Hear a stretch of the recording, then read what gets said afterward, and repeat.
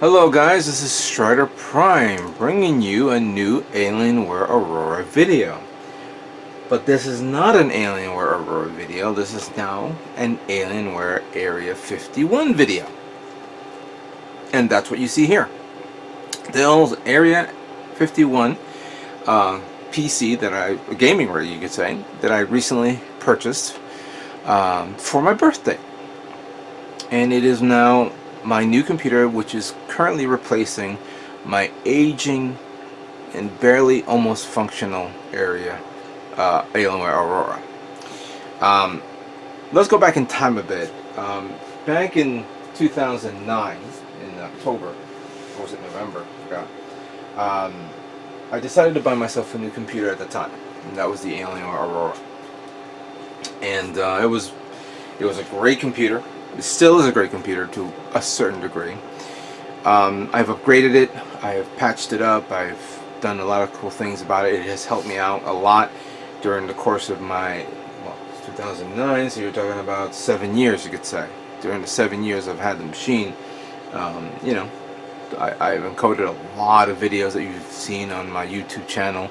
I've played a lot of cool games, and of course it pretty much functioned as the computer that I needed. I remember everyone's reaction when I purchased it and I upgraded it to a 12 gig system memory, and everybody was going ballistic and saying, why are you using 12? You know, use 6 or use 8 or whatever. But you know, back then it was unheard of. Now you could pretty much get yourself 8 or 12 or more than that, and no one will bat an eye now these days. But of course, as years passed, my computer was starting to fail. I had some problems, and I've done as much troubleshooting as I can. I'm pretty much way past the warranty on the computer, and no matter what I've tried and what I've done, I had so many headaches that it was driving me nuts. And I said to myself, well, it has outlived its usefulness. I will be, of course, transitioning that machine with the new big boy that you see right here. As you see, Unicorn Gundam likes it. This computer is a beast. Is pretty much huge. I originally was thinking of getting the X51 and getting the graphics amplifier type, but then I said to myself, you know what, with so many things around and whatever, I'd rather have everything all in one convenient package, and this is the package that I've got. Now let me break down what's in this machine. This is actually the stock PC that if you went to Alienware's website, you select it, and it's the first one you choose, and it was retailing at around, I believe, $15.99, if I'm not 100% right or wrong. I will let you know in a minute. Hopefully my current computer will not crash on me while I'm trying to do this, and then that will be really funny. Okay, yes, it's $15.99, that's right. So it's $15.99, and with that, it came with the stock Intel Core i7 5820K processor, which is a 6-core processor. Now my i7 that came with my original computer was a 4-core, but it was still good. But this one is pretty much up the ante in processing, in cores, in cache, and it's been overclocked to 3.8 gigahertz. So that's one. It's running on the new Windows 10 operating system. I was going to upgrade my current computer with 10, but I stayed with it to 7 to the bitter end. The video card that came with this computer, the stock computer listed is the AMD Radeon R9 370 with a 4 GB GDDR5. The stock computer memory is a 8 GB dual channel DDR4 running at 2133 megahertz. Stock hard drive is a 2 terabyte hard drive. The optical drive is, of course, the dual layer DVD burner. Alright, who wants to get a Blu-ray these days? And the power supply, which is the selling point on this, is a 850 watt power supply. Now, what have I done with this computer that's different than what I have in my current computer? That's a good question. For starters, left the processor alone. It's sufficient enough. I bumped up the memory. I went from 8 to 16 gigabytes, but it's running at a quad channel memory. The current computer that I have is running on a 12 gigabyte tri-channel memory at 1066. This is literally double the amount that I have. Now, the hard drive that I purchased for this is a 128 SSD hard drive plus a 4 terabyte regular 7200 RPM hard drive. It was part of the a special at the time where you can upgrade your hard drive to an SSD card or an SSD combos or something like that, and I chose the 128 plus the 4 terabyte hard drive. So the operating system is running on the SSD while everything else will be on the other 2 hard drives, and or 100, I don't know. And I'll use that to back up and save and install stuff, while my primary hard drive, my primary operating system, and some specific programs will be on the 128. So I won't touch that 128. Nothing, other than what I have to do. So that is the only upgrade that I did with this computer. The video card is the stock AMD Radeon card. Now, many of you are saying, why didn't I upgrade that to something a little bit better, like obviously an NVIDIA, maybe a 960, or maybe a 970? That's a good question. Going back to my previous AMD Radeon, going back to my previous computer, my Alienware Aurora. Last year, not my stock video card. I had a 490. Oh my God, I'm sorry. A 460 NVIDIA card in my computer, which was running for a good 5 years, because I know that the following year, in 2010, I upgraded the video card on that computer. But after 5 years, that video card failed, so I had to get myself a new one. I bought myself an EVGA 960 video card. I'm going to take that video card out of my PC, of the current one, and apply it to this guy. But before I do that, I'm going to run some tests on this video card and see what the difference is on games that I play a lot. I've been playing 4 games recently. So, well, not recently, currently.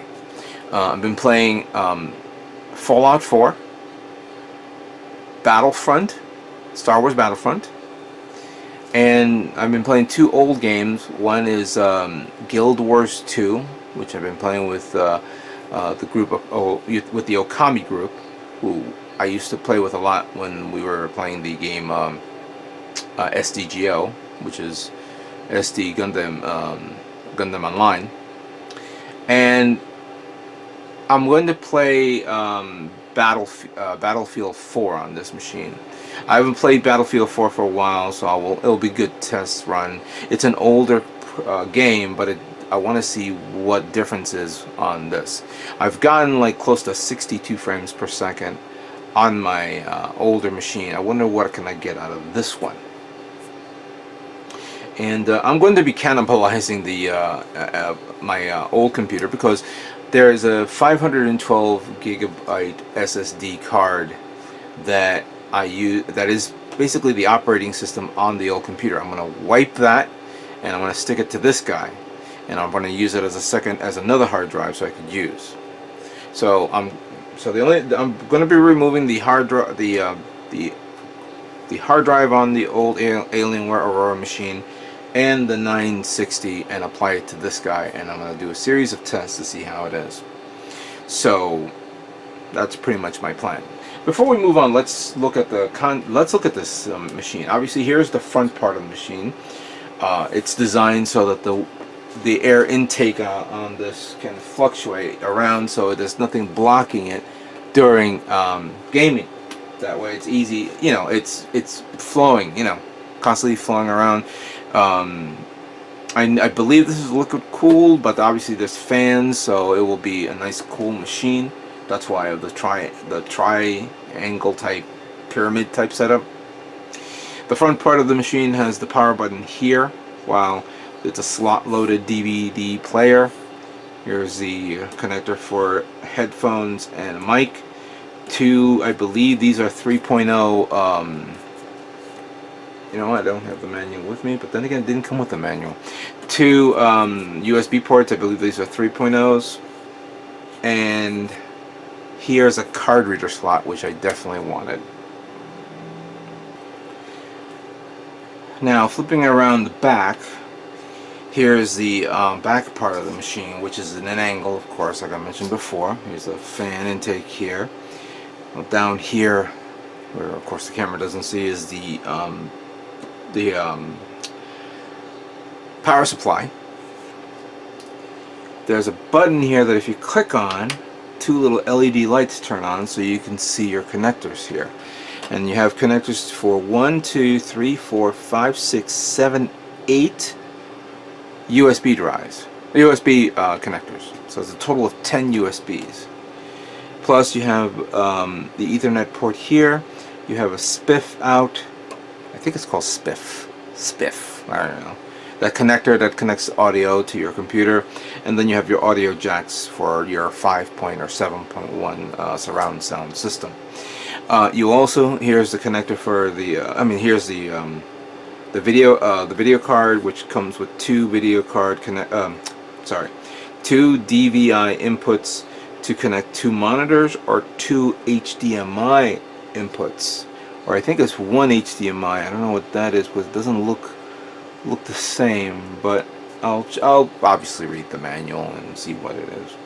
And then of course here's the air intake here, and then here's the things that you lift up so you can open both sides so you can see the inside. Give me a moment while I open this up, because this thing is, I almost forgot to mention.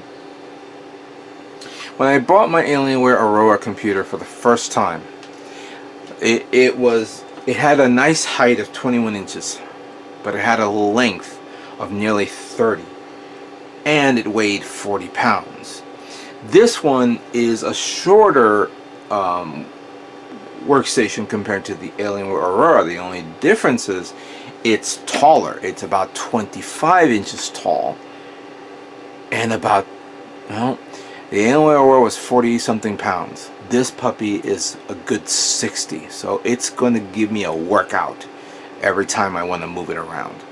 Thankfully, its design feature is that you have these handles up here, and they're really, really strong handles, not only up here but down here as well, and you can able to tilt it front and back, so that way you can get to either the back or the front, depending on your situation. But bear in mind, this thing is heavy, very, very heavy. Alright, so let's pop open the hood of the Alienware Area-51 case and see how it looks. There's a latch here that's in the back. Now, since this is a new machine, the actual locking mechanism was already closed, and it was closed by a little screw that I had to unscrew so I can unlock it. Once I unlock it, now I can lift the switch like that, tilt it, pull it out, and there it is. Very neat, very simple. So here's the inners, of course. There's the it has to be a 5mm fan, but I could be wrong. I don't know the actual dimensions, but it is a water-cooled fan, as you can see here, pumping water to the processor and then back out, and of course it regulates. You have a fan here and here, as I said before, it regulates the air. Processors back there. There are 4 DIMM switch or SDIMM switch, I forget, memory slots, you could say, which is being used by I guess 4 gigs each. 4 times 4 is 16, so there it is. Here's the Radeon card that takes up the entire side. This computer is pretty much prepared for triple card memory setup, but there's a catch, and I did not know about this until I was playing around with the configurations.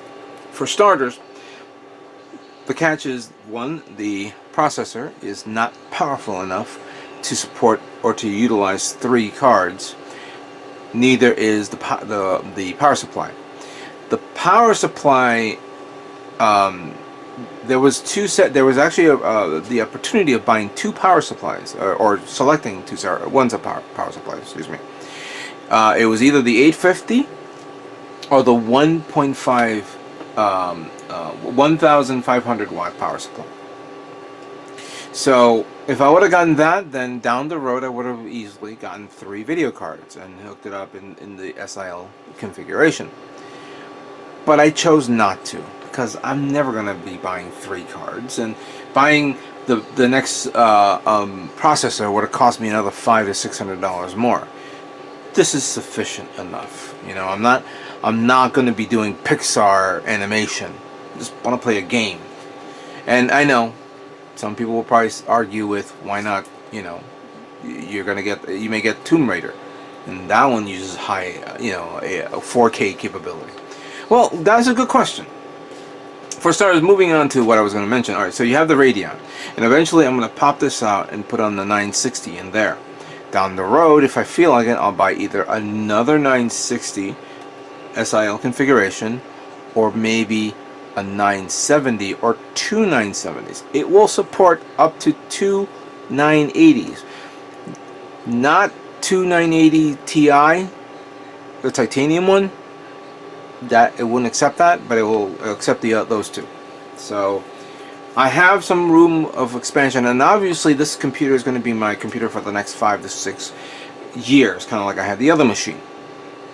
So who knows if Radeon comes out with a better video card, or Nvidia comes out with a next generation. You know, obviously when I got my first Alienware Aurora, the video card was an Nvidia 260, and then I went from a 260 to a 460, and from a 460 to a 960. So who knows what's going to happen down the road? Maybe another video card, another next generation video card. I may wait 2 generations before I decide to go into replacing it. But let's see how this card and my other card hold out for now.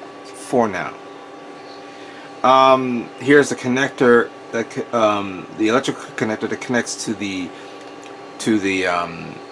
panel, because for those of you who don't know, this has also built-in LEDs like my Alienware Aurora as well, except it didn't have as much lighting as how it shows. I will do a demonstration later on. Here's another fan slot here that circulates the air. There's cabling, which is already put to the side. All the cabling, I believe, here is prepared just for the video card, but there's cabling fed to the back for another set of cards, another set of peripherals. On this side, popping this door open, we have the components for the hard drives. So here is the 128 SSD video card, hard drive, where I believe the primary operating system is residing. And when I selected the option for a 4 terabyte hard drive, I thought I was going to get 1 4 terabyte hard drive. It turns out I got two 2 terabyte hard drives. I haven't turned this machine on yet, so I don't know if they set it up as RAID 0 or is it RAID 1. You guys know what I mean, for those techies out there. Plus, I have an extra slot here, which will allow me to put in another hard drive. I have the other hard drive that's in my other computer. I'm going to put it here. I have mounting brackets, so I'll be able to put it on so I don't have to worry about that. And I believe there is there's extra connectors here for me to plug it in and utilize it. So I can expand it out as best as I possibly can. Clearly, of course, in this day and age, you could do that, or you could always get yourself a portable hard drive and either connect it directly to the machine, or to the workstation, or connect it directly to, did I close that right? I don't think I did, but that's right. I'll figure it out. But either connect it directly to the machine or connect it to a router, so you can kind of access it wirelessly like a NAS. And of course, on top of all that, I got the Xbox 360 controller, which was an added bonus because it was at a reduced price, and it will work with this machine because it is a Windows-based machine. On a final note, I'll say this. I know that many of you are going to tell me, why don't I build my own computer? I'm going to say this once and I'm going to say it again. No.